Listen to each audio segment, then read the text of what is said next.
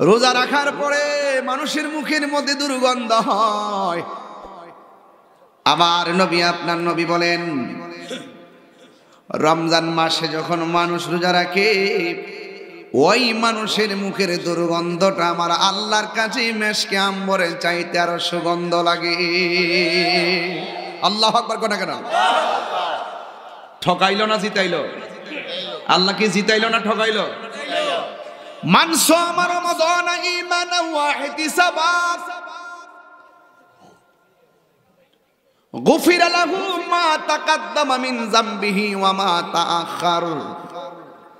যারা ঈমানের সাথে, যারা সওয়াবের নিয়তে যারা রমজানের রোজা রাখে, আমার আল্লাহ রাব্বুল আলামিন তার পূর্বের পরের সব গুনাহগুলো ক্ষমা করে দেন।